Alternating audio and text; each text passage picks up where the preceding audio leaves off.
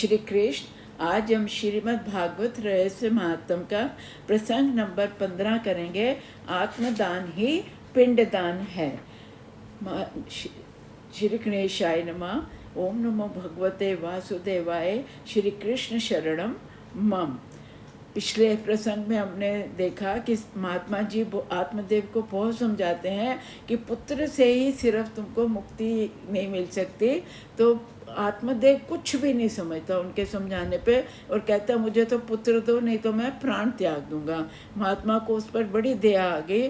उन्होंने एक फल आत्मदेव को दिया और कहा कि इसे अपनी पत्नी को खिला देना, तुम्हारे यहाँ योग्य पुत्र होगा।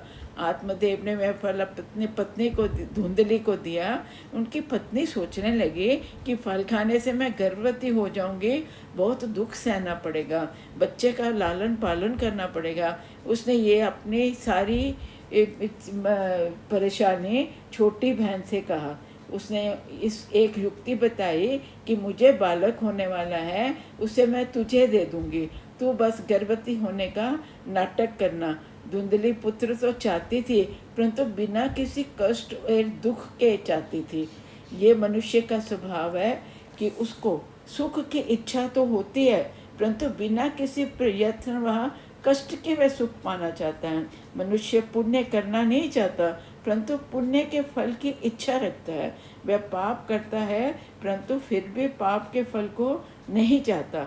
अपनी छोटी बहन के कहने पर धुंधली ने पति को दिया हुआ फल अपनी गाय को खिला दिया और स्वयं गर्भवती होने का नाटक करने लगी। बहन का पुत्र ले आई और जाहिर किया कि ये उसका पुत्र है और उसका नाम उसने धुंधकारी रखा। दूसरी ओर उसने जिस गाय को पति द्वारा दिया हुआ फल खिलाया था, उस गाय के भी कानों वाले मनुष्य आकार ने बालक को जन्म दिया। उस गाय ने भी एक बालक को जन्म दिया जिसके कान जो थे वो गाय की तरह थे। उसका नाम गोकर्ण रखा गया। दोनों बालक बड़े होते हैं। गोकर्ण पंडित ज्ञानी और धुंधकारी बनता है दुष्ट। श्री भागवत कथा 3 प्रकार से है, आध्यात्मिक, आदि दैविक और आदि भौतिक। जरा सोचेंगे तो समझ में आएगा। मनुष्य का काया तुंगभद्रा नदी है। भद्रा कल्याण करने वाली, तुंग का अर्थ अधिक, वही मनुष्य का शरीर है। मानव की काया द्वारा ही आत्मदेव हो सकता है। आत्मदेव हमारी जीवात्मा है। नर ही नारायण बनता है। मानव देव बेस में ही रहा हुआ जीव देव बन सकता है और दूसरों को भी देव बना सकता है। मनुष्य बुद्धि द्वारा प्राणी होने के कारण अपने शरीर से अपना और दूसरों का कल्याण कर सकता है।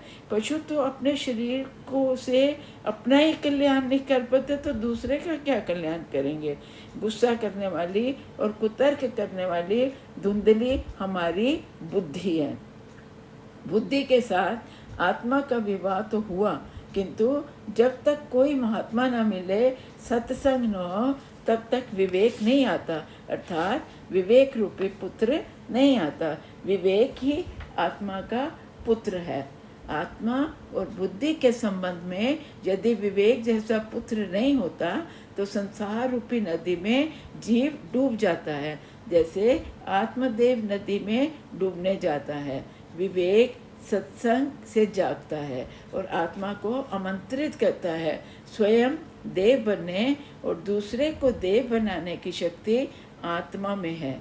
हनुमान जी समर्थ थे, किंतु जामवंत ने उनको उनके स्वरूप का ज्ञान कराया, तभी वे अपने स्वरूप को जान सके। आत्मशक्ति सत्संग से जागृत होती है। सत्संग के बिना जीवन में दिव्यता आती ही नहीं।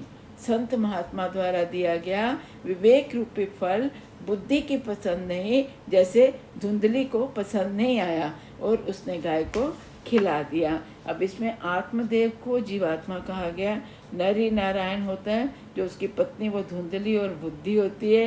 बुद्धि का विवाह आत्मा के साथ होता है, किंतु जब तक महात्मा ना मिले तब तक जब तक सत्संग न हो, तब तक विवेक जैसा पुत्र प्राप्त नहीं हो सकता। जय श्री कृष्ण, जय श्री कृष्ण, जय श्री कृष्ण, जय श्री कृष्ण।